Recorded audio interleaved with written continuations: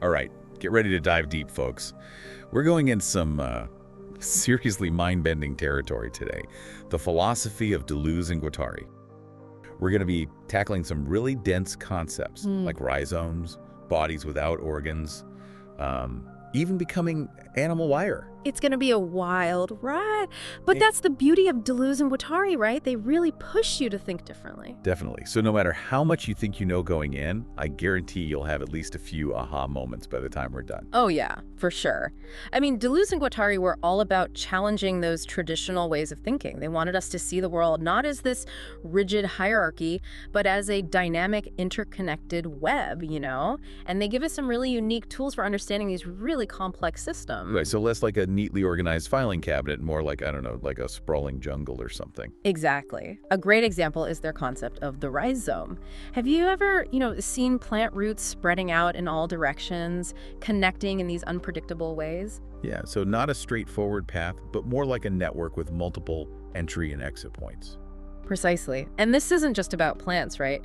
Deleuze and Guattari use the rhizome as a metaphor for knowledge and thought itself. They argue that knowledge, it's not linear, it's not hierarchical, it's more like this constantly evolving web of connections.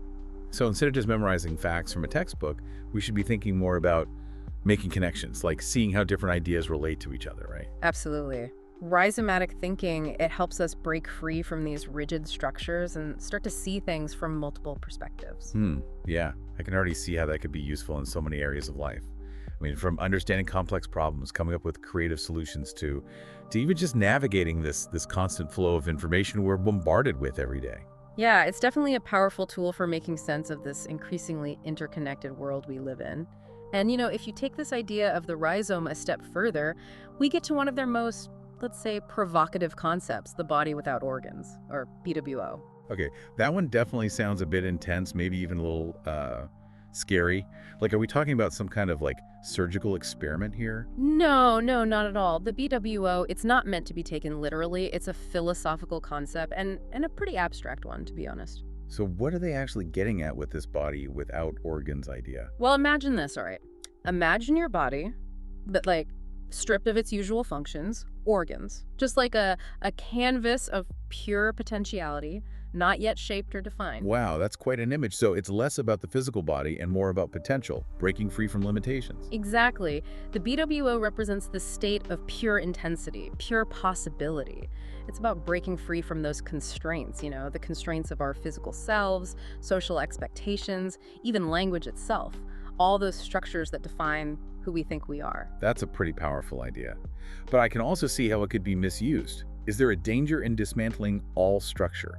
Oh, absolutely. Deleuze and Guattari were very aware of that danger. They really emphasize this meticulous and cautious approach to transformation. The BWO, it's not about recklessly destroying everything, It's more about exploring new possibilities, pushing boundaries, but always with this sense of responsibility and awareness. So it's about finding that balance between structure and freedom, between who we are now and who we might become. Precisely. And you know what? That leads us to another fascinating concept, becoming animal. Okay, now this one really piques my curiosity. So we're not talking about literal transformations, are we? Like, I'm not going to suddenly sprout wings and fur. No, not in a literal sense, no. Becoming animal is about tapping into a different way of experiencing the world, I guess you could say. It's about forming symbiotic relationships with other beings and ideas, blurring those lines between human and animal. That makes me think of certain works of literature where characters seem to take on these animalistic qualities, like Kafka's Josephine the Mouse Singer or Melville's Moby Dick. Excellent examples. Like in Josephine, we see this outsider artist challenging societal norms, right? And then in Moby Dick, Ahab's obsessive pursuit of the whale, it becomes this kind of becoming whale himself, but with some pretty destructive consequences. So becoming animal, it's not about imitation, but about tapping into different ways of perceiving and being in the world. Exactly. It's about recognizing the multiplicity of existence, the interconnectedness of all living things, and that transformative potential that lies within those connections. That makes me wonder, how might exploring different perspectives, even seemingly, animalistic ones, help us understand ourselves and the world around us better? That's a great question, and I think it goes to the heart of what Deleuze and Guattari are all about, embracing difference, seeing the world through multiple lenses, and acknowledging the fluidity and complexity of reality. It's like they're saying, step outside your usual way of seeing things, explore the fringes, and see what you discover. Exactly, and that often involves venturing onto what they call lines of flight. Okay, lines of flight. That sounds almost adventurous. What exactly are these lines and where do they lead? Think of them as paths that break away from these rigid systems. They offer opportunities for change and transformation. They can be liberating, but also risky. Imagine a wild, untamed landscape. Lines of flight are like those uncharted paths that lead away from the well-trodden roads. So they're not always safe or predictable, but they offer the potential for something new, something exciting. Precisely. Deleuze and Guattari actually talk about the suicidal state of fascism as an example of a line of flight gone wrong. It's a stark reminder that while these lines can lead to liberation, they can also lead to destruction if you don't navigate them carefully. It's a reminder that freedom and change always come with a degree of responsibility. Absolutely. And to understand lines of flight better, it helps to think about this contrast between smooth and striated space. Smooth space is, well, it's open, fluid, like the ocean. Striated space is, well, it's fixed and structured, more like a grid. Lines of flight, they traverse and disrupt those established structures. They venture into the unknown. So it's like charting a course through uncharted waters, going beyond the safety of the known. But how do we navigate those uncharted waters safely? How do we harness the potential of lines of flight for positive change? That's the key question, right? It requires this balance of discernment and daring. We need to be aware of the risks involved, but also willing to step outside of our comfort zones and explore those new possibilities. It's about finding those moments where we can break free from those routines and expectations that hold us back and embrace the unknown. Exactly. And that actually brings us to another key concept of assemblages. Think of assemblages as the building blocks of reality. They're temporary dynamic configurations of diverse elements, constantly changing and interacting. Imagine a recipe, where all these different ingredients come together to create this unique dish. Or a musical composition, where various sounds, instruments, combine to create this symphony. So it's not just a random collection of things, but a combination of elements that interact in this specific way. Exactly. And these assemblages, they exist at every level, from the molecular to the social. Like a cell, for example.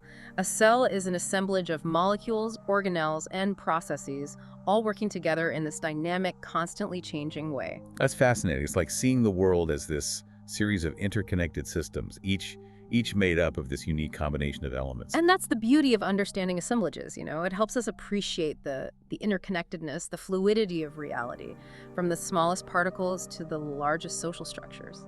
And how does this concept apply to our own lives and work? Can we think of our own lives as assemblages? Absolutely. Your life, it's this constantly shifting and evolving assemblage of experiences, relationships, skills, and ideas. Recognizing this can help us become more adaptable, more resilient, and more open to new possibilities. It's like acknowledging that nothing is truly fixed or permanent. Everything is in this constant state of flux.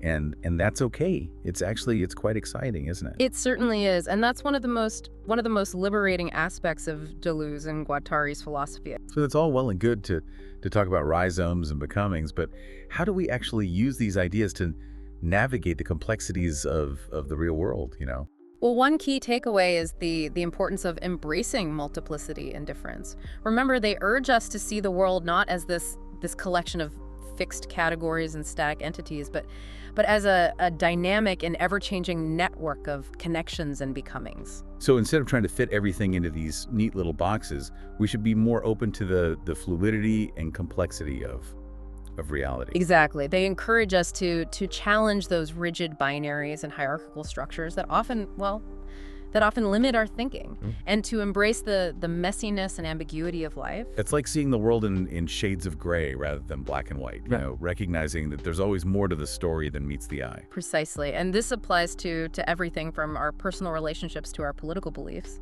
By embracing multiplicity, we can become more understanding, more compassionate, and more open to new possibilities. It's like expanding our capacity for empathy, for seeing the world through the eyes of others, for recognizing the interconnectedness of all things. You're getting it. And another key takeaway is the importance of experimentation and creativity.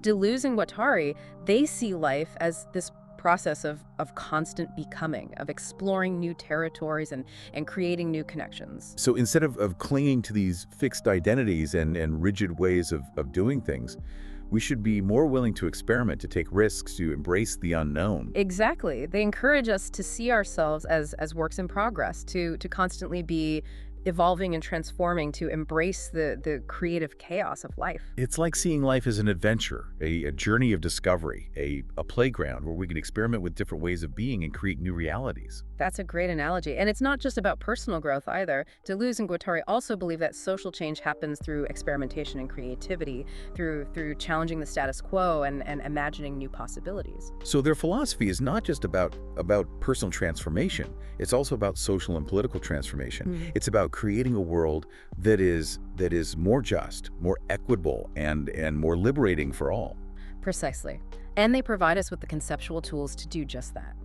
By understanding concepts like rhizomes, assemblages, lines of flight, and becoming, we can start to see the world differently, identify those points of leverage where we can create change and imagine new possibilities for ourselves and for society as a whole. It's like they're giving us a map for navigating the complexities of the 21st century, a map that encourages us to embrace change, challenge the status quo, and create a world that is more aligned with our values and aspirations. And while that map may not always be easy to follow, it's a journey worth taking. Okay, I think we've covered a lot of ground here, but I want to make sure our fellow deep divers are leaving with some concrete takeaways.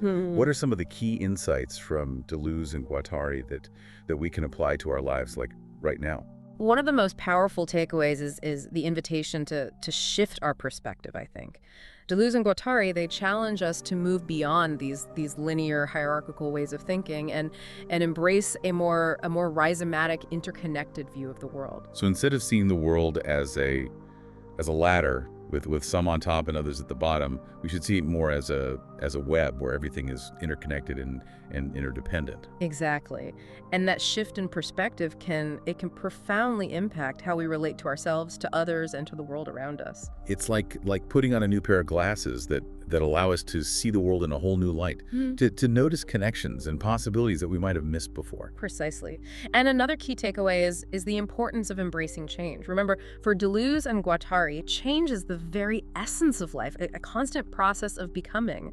They encourage us to let go of rigid identities and fixed ways of being and to embrace the fluidity and dynamism of existence. So instead of clinging to the past or trying to control the future, we should be more present, more open to the possibilities that each moment holds. Exactly. And that can be both liberating and challenging, you know? It requires a certain amount of courage and willingness to step outside of our comfort zones, but it also opens up this world of possibilities for growth, transformation, and creative expression. It's like trading in our old worn-out maps for a compass that guides us toward new horizons, towards uncharted territories where we can discover new aspects of ourselves and the world around us. That's a great way to put it.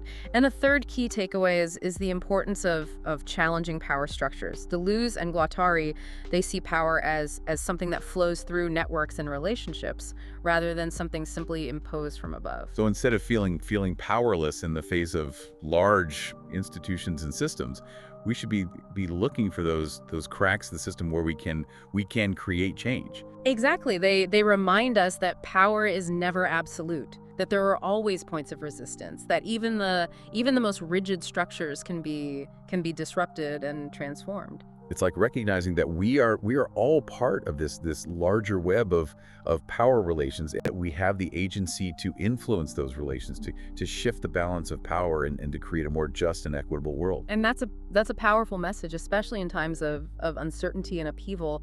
Deleuze and Guattari's work, it gives us hope that change is possible, that we have the power to shape our destinies and create a better future for ourselves and future generations. It's like they're giving us a toolkit for dismantling oppressive systems and building new worlds, tools we can use to create a future aligned with our values and aspirations. Precisely, and that's what makes their work so enduringly relevant. It's not just a collection of abstract concepts. It's a call to action, an invitation to engage with the world more creatively, ethically, and transformatively.